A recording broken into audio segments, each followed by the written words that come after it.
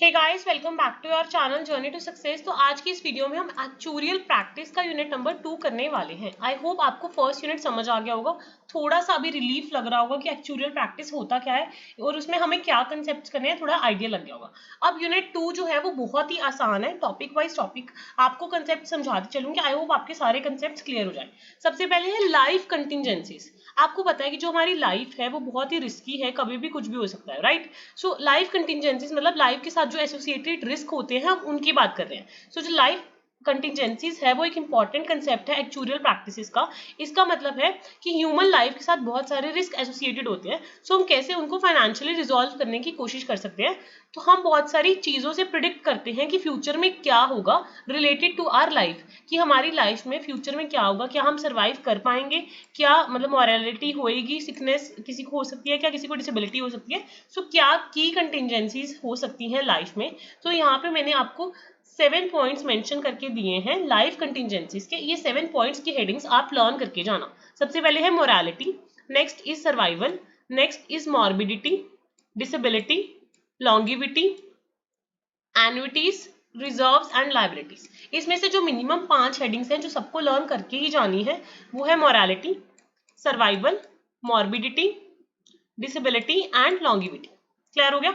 अब life contingencies मतलब जो हमारी लाइफ है वो बहुत ही ज्यादा रिस्की है। सो हम एक्चुरियल प्रैक्टिसेस यूज करके मॉर्टेलिटी रेट्स निकालते हैं। मॉर्टेलिटी मतलब किसी की लाइफ को डेथ का कितना रिस्क है, क्योंकि अलग अलग लोकेशंस में सब लोग रहते हैं, उस अकॉर्डिंग इंडिविजुअल की लाइफ को डेथ का खतरा होता है। सो हम मॉर्बिडिटी के टेबल्स बनाते हैं, लाइफ टेबल्स बनाते हैं, एक्चुरियल डाटा निकालते हैं कि कौन लोग किस एज तक सर्वाइव करेगा। उसी हिसाब से जो इंश्योरेंस है या रिजर्व्स वगैरह है या पेंशन लायबिलिटीज है वो तय की जाती है। उसके बाद सर्वाइवल एनालिसिस। सर्वाइवल एनालिसिस करा जाता है कि कोई भी पर्सन कितनी स्पेसिफिक एज तक सर्वाइव करेगा। उसी हिसाब से जो इंश्योरेंस पॉलिसीज है या पेंशन प्लान है उनके जो प्रीमियम के रेट्स हैं वो तय किए जाते हैं।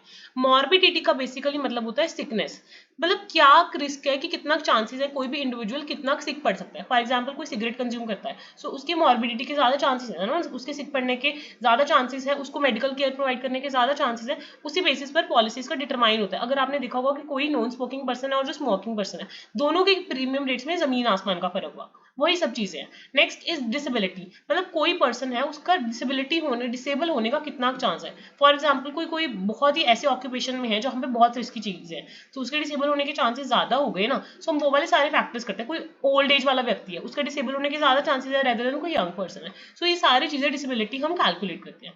लॉन्गेविटी का मतलब है कोई भी पर्सन कितना लंबा जिएगा, कितनी एक्सपेक्टेशन है कि वो पर्सन लंबा जिएगा। वो सारे उसके लाइफस्टाइल के ऊपर डिपेंड करती हैं चीजें, बहुत सारी चीजों के ऊपर डिपेंड करती है। उसी बेसिस पर इंश्योरेंस एंड सारी चीजें तय होती हैं। एन्युटीज मतलब जो भी आप प्रीमियम्स वगैरह पे करोगे, जो भी आपको रिटर्न्स आएंगे लाइफ कंटिजेंसीज के बेसिस पर, वो ये सारी चीजों को, ये सारे फैक्टर्स को, एज, जेंडर, ये सारे कैलकुलेट करने के बेसिस पर ही करे जाएंगे। और जो इंश्योरेंस कंपनीज हैं जो आपसे आपकी जो रिजर्व्स एंड लायबिलिटीज होंगी वो भी सारी चेक करेगी आपको कंटिजेंसीज देने से पहले। सो अगर आपको life contingencies as a topic आ जाता है, लाइफ कंटिजेंसीज का मतलब होता है कि असेस कर रहे हैं आपकी ह्यूमन लाइफ को क्या क्या रिस्क एसोसिएट हो सकते हैं, आपकी लाइफ में क्या क्या इवेंट्स हो सकते हैं। सो मेन इसके की पॉइंट्स क्या क्या हैं लाइफ कंटिजेंसीज के। मॉर्टेलिटी मतलब आपकी डेथ होने की क्या चांसेस है, सर्वाइवल आप कितना सर्वाइव करोगे, मॉर्बिडिटी मतलब आपके बीमार होने के, सिक होने के, हॉस्पिटलाइज होने की क्या चांसेस है, डिसेबल होने की क्या चांसेस है, लॉन्गिविटी आप कितना लंबा जी सकते हो, annuities and reserves and liabilities. I hope ये टॉपिक सबको क्लियर हो गया होगा, बहुत ही इजी लैंग्वेज में मैंने समझाया है। Next is mortality tables. जैसे हमने मॉर्टेलिटी पढ़ी थी ना, मॉर्टेलिटी मतलब किसी भी व्यक्ति की डेथ होने के चांसेस, राइट। तो मॉर्टेलिटी मतलब रिस्क ऑफ डेथ। तो मॉर्टेलिटी का ना हम एक्चुरियल प्रैक्टिसेस में एक टेबल बनाते हैं, mortality table also known as life table. अगर आपको एग्जाम में लाइफ टेबल आ जाए या एक्चुरियल टेबल्स वगैरह आ जाए, वो सेम ही होते हैं कि हम मॉर्टेलिटी के टेबल्स बनाते हैं। हम ये देखते हैं कि क्या है मॉर्टेलिटी रेट्स क्या चल रहे हैं, मतलब कितने कितने लोग किस किस एज तक सर्वाइव कर रहे हैं, क्या प्रोबेबिलिटी है किसी की स्पेसिफिक एज में मरने की। सो हम कैलकुलेशंस करते हैं, असेसमेंट्स करते हैं।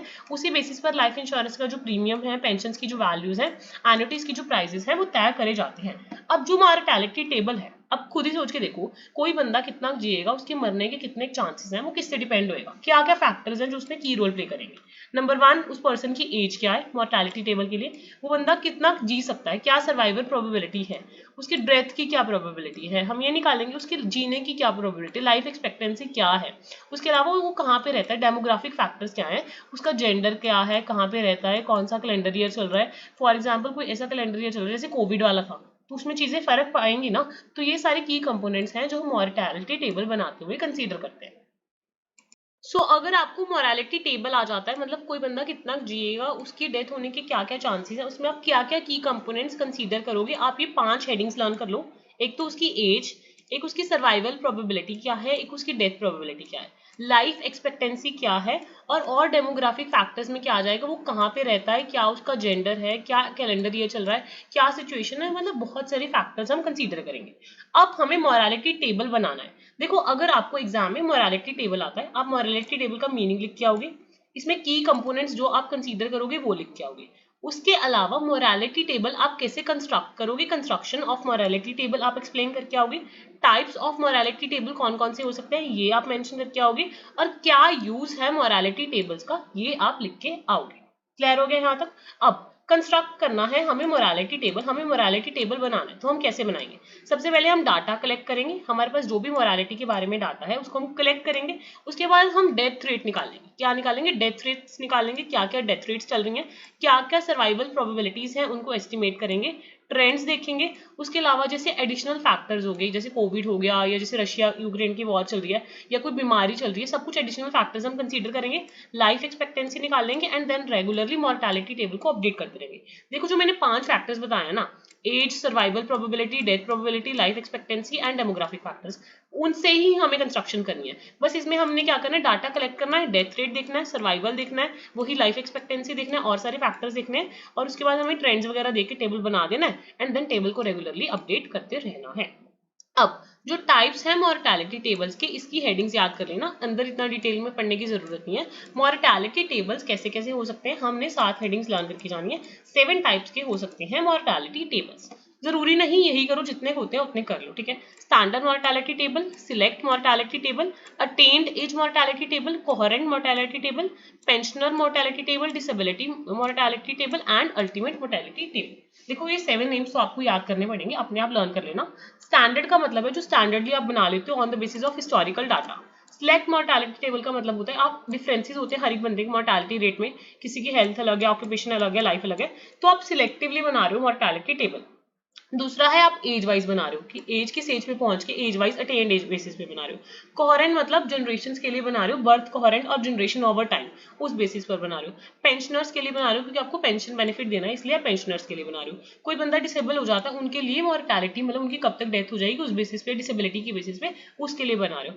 अल्टीमेट का मतलब है आप लॉन्ग टर्म के लिए मॉर्टैलिटी रेट्स निकाल रहे हो। तो 7 टाइप्स है मॉर्टैलिटी टेबल्स के। Standard mortality table, select mortality table, attained age mortality table, coherent mortality table, pensioner mortality table, disability mortality table and ultimate mortality table। अगर आपको वाकई में मेरे एफर्ट्स अच्छे लग रहे हैं, आपका जो भी पॉइंट ऑफ व्यू है आप कमेंट सेक्शन में डाल सकते हैं, मोस्ट वेलकम, ठीक है। उसके बाद हमें मॉर्टैलिटी टेबल हम बनाते हैं, उसका क्या यूज है। देखो, हम इतने सारे टेबल टूबल बना रहे हैं, इसका क्या फायदा है, क्या इसके एक्चुअल लाइफ में कोई एप्लीकेशन है भी या नहीं, ठीक है। तो अभी जो मॉर्टैलिटी टेबल्स हैं उसके क्या क्या यूजेस हैं। देखो, अगर आपको लाइफ इंश्योरेंस पॉलिसी बनानी है, उसकी प्राइसिंग वगैरह देखनी है, कितना प्रीमियम किसी से लेना है, किसी के लिए पेंशन प्लान आप डिसाइड करो और उसके लिए कितने पैसे चाहिए, कोई भी पे आउट कैलकुलेट करनी है, कोई भी एन्युटी कॉन्ट्रैक्ट की प्राइसिंग तैयार करनी है, क्या क्या रिस्क हो सकते हैं, कितना रिजर्व चाहिए, कितना कैपिटल रिक्वायरमेंट चाहिए, अंडरराइटिंग की आपको डिसीजंस लेने हैं, एक्चुरियल की कोई भी कैलकुलेशंस करनी है, या आपको कोई भी चीजें मॉनिटर या अपडेट करनी है, कोई भी पब्लिक पॉलिसी के डिसीजंस बनाने हैं रिगार्डिंग द हेल्थ केयर या रिटायरमेंट प्लान, आपको मॉर्टैलिटी टेबल्स की जरूरत पड़ेगी। देखो, इतने सारे पॉइंट्स की बजाय आप देख लो इंश्योरेंस कंपनीज यूज करती हैं, फाइनेंशियल इंस्टीट्यूशंस यूज करते हैं, अगर आपको पेंशन प्लान्स बनाने हैं उसके लिए यूज होता है, एन्युटी कॉन्ट्रैक्ट्स बनाने हैं उसके लिए यूज होता है। सो बेसिकली अगर आपको कुछ भी करना है आपको मॉर्टैलिटी टेबल्स की जरूरत पड़ती है इन द फाइनेंशियल सेगमेंट। तो आप इसका स्क्रीनशॉट ले सकते हो, आप यूज ऑफ मॉर्टैलिटी रेट्स को पढ़ के जा सकते हो। आपको लाइफ इंश्योरेंस की पॉलिसीज की pricing, fund requirements, pricing and पे आउट्स, मोरालिटी के जो रिस्क होते हैं उनके regarding, reserves and capital requirements के रिगार्डिंग, अंडरराइटिंग के अगर आपको डिसीजंस लेने हैं, किसी भी चीज को रिपोर्ट करना है, प्राइसिंग तय करनी है, अपडेशंस करनी है या पॉलिसीज इन्फॉर्म करनी है, रिटायरमेंट प्लानिंग करनी है, इन सब चीजों के लिए मोरालिटी टेबल्स की जरूरत पड़ती है। अब हमारा नेक्स्ट टॉपिक है दैट इज एलिमेंट्री फंक्शंस।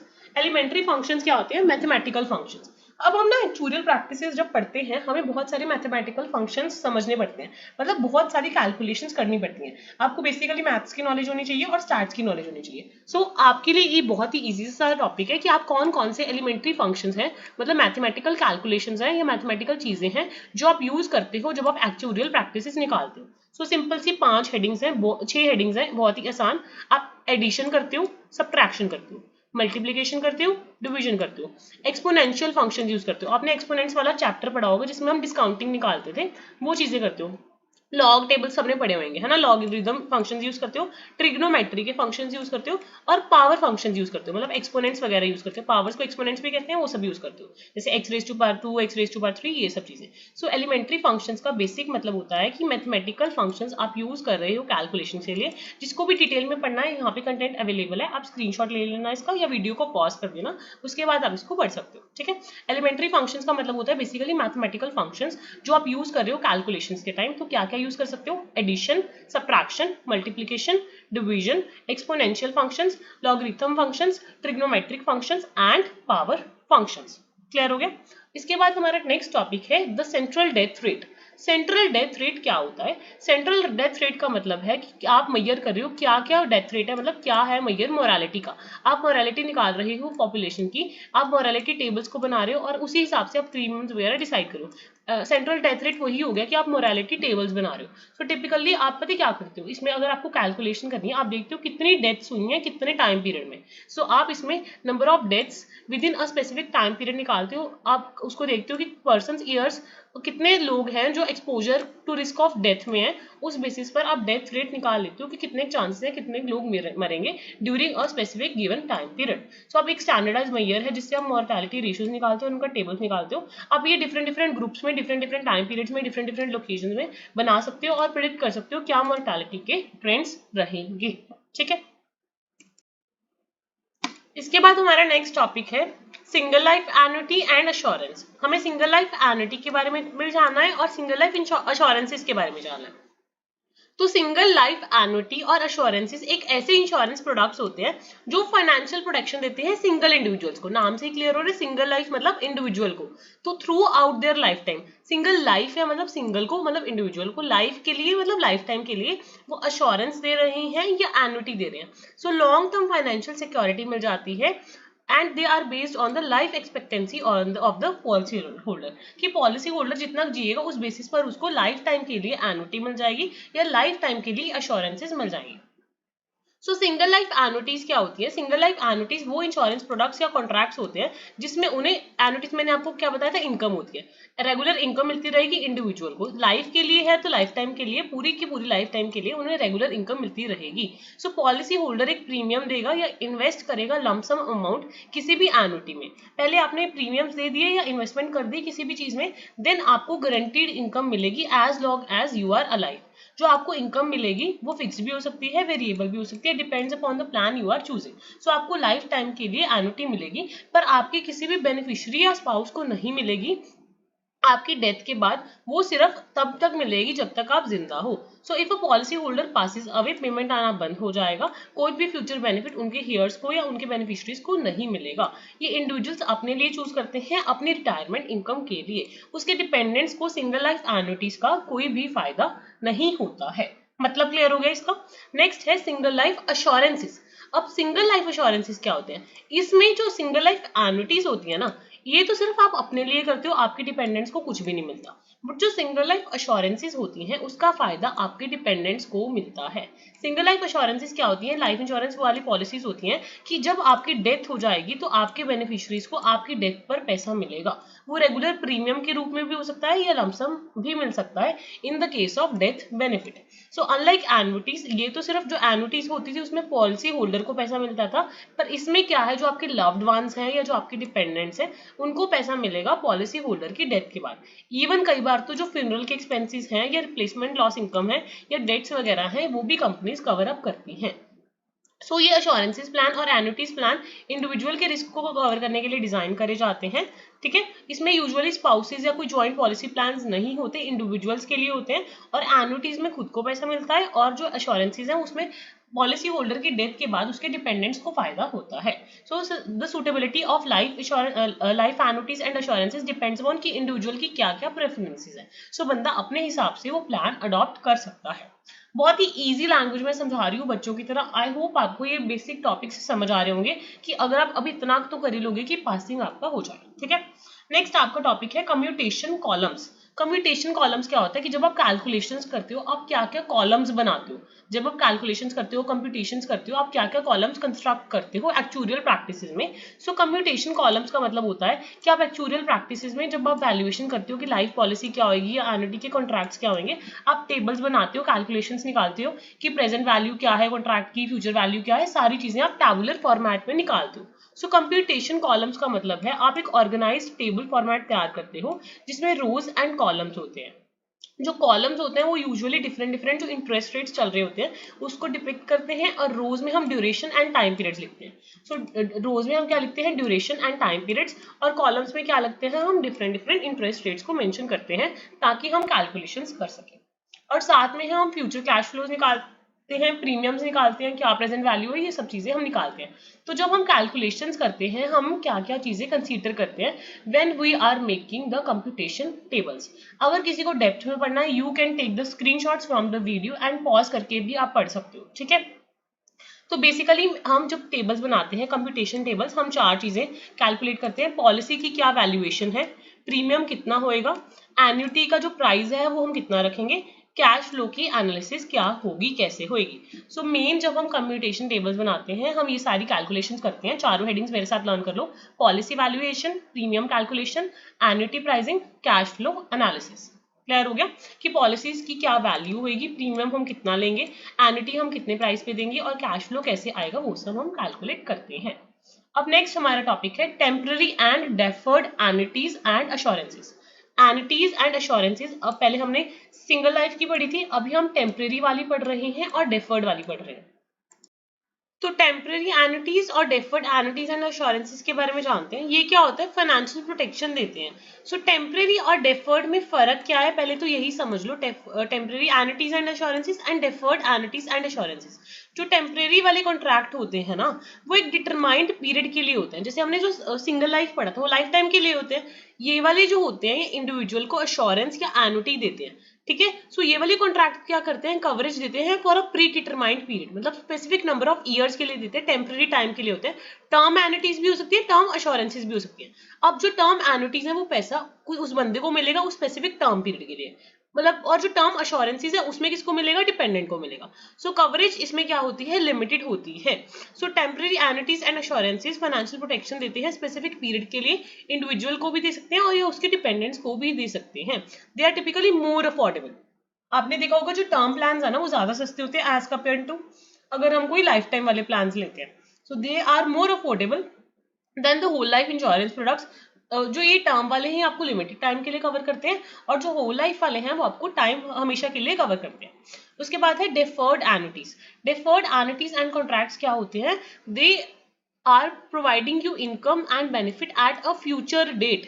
तो आपको एक वेट करनी पड़ती है, डेफर्ड मतलब डेफर्ड इन फ्यूचर, आपको फ्यूचर में मिलेगा। These products are design to accumulate funds over time through premium payments और इन्वेस्टमेंट्स। तो आपको उसके बाद बोलेगा कि आपका पैसा यहाँ पे हम ले लेंगे प्रीमियम के तौर पे, उसके बाद जो आपका पैसा है उसको हम इन्वेस्ट कर देंगे। आपको जब आपकी एज ना सपोज 60 साल की हो जाएगी तो उसके बाद हम आपको कंटिन्यूस इनकम देते रहेंगे। तो डेफर्ड में क्या होता है, आपका वेटिंग पीरियड होता है, आपको स्पेसिफिक फ्यूचर डेट तक वेट करना पड़ता है, उसके बाद ही आपको रिटर्न्स आने शुरू करते हैं। इसमें डेफर्ड पीरियड में आपको इमीडिएट इनकम या इमीडिएट बेनिफिट नहीं आती, रेदर आपके जो फंड्स है वो एक्यूमुलेट होते रहते हैं जब तक आपका रिटायरमेंट एज या जो भी प्री डिटरमाइंड डेट है वो नहीं आती। उसके बाद आपको रेगुलर इनकम्स आती है या आपको लमसम में पेमेंट मिल जाती है डिपेंडिंग अपॉन आपने पे आउट के लिए कौन सा ऑप्शन चूज किया है। ठीक है। सो बोथ जो टेम्परेरी और डेफर्ड एनुटी प्लान्स हैं वो इंडिविजुअल को एक काइंड ऑफ बेनिफिट सा देते हैं कि जब भी उनकी एज आएगी या जब भी उनको चाहिए उनको पेमेंट्स आती रहेंगी रेगुलरली। सो इसमें ये लेटर डेट को कवर करते हैं। इसमें उनके हर एक इंडिविजुअल के अलग अलग फाइनेंशियल गोल्स, रिस्क टॉलरेंस या टाइम होरिजन वगैरह हो सकते हैं। उस बेसिस पर वो टेम्परेरी एनुटी प्लान या टेम्परेरी एश्योरेंसेज प्लान या डेफर्ड एनुटी प्लान या डेफर्ड एश्योरेंसेज ले सकते हैं। हल्का सा आइडिया लग गया इसके बारे में। अभी फाइनली हमारा लास्ट टॉपिक है, दैट इज कन्वर्जन टेबल्स। आपने देखा होगा अपनी एक्चुअल प्रैक्टिसेस की बुक में, उसमें क्या होता है, बहुत सारे टेबल्स बने हुए हैं। These are all the conversion tables, मतलब डाटा एक फॉर्मेट से दूसरे फॉर्मेट में कन्वर्ट हो रहा है, आप कन्वर्जन्स निकाल रहे हो, कैलकुलेशंस निकाल रहे हो। सो एक्चुअल प्रैक्टिसेस में बहुत ज्यादा यूज होते हैं कन्वर्जन टेबल्स। आप अलग अलग चीजों को कैलकुलेट करते हो। तो बेसिकली यहाँ पे मैंने कुछ एग्जाम्पल्स लिखी हैं अश्योरेंसेस टेबल की, कन्वर्जन टेबल्स की। इसकी हेडिंग्स सारे याद करके जाएंगे, हेडिंग्स ही लर्न कर लेना, बाकी तो आपको नाम से ही समझ आ जाएगा। ठीक है। Number 1 is premium conversion table.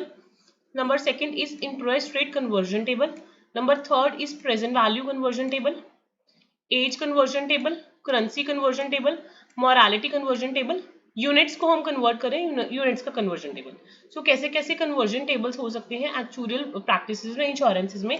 देखो, आप प्रीमियम को कन्वर्ट कर रहे हो, इंटरेस्ट रेट को कन्वर्ट कर रहे हो, प्रेजेंट वैल्यू को कर रहे हो, एज को कर रहे हो, करेंसी को कर रहे हो, मोरालिटी को कर रहे हो, यूनिट को कर रहे हो। ये सारे कमेंट सेक्शन में लिख देना ताकि आपको याद हो जाए। मैं दोबारा बता देती हूँ, एज को कर रहे हो, मोरालिटी को कर रहे हो, प्रेजेंट वैल्यू को कर रहे हो, प्रीमियम को कर रहे हो।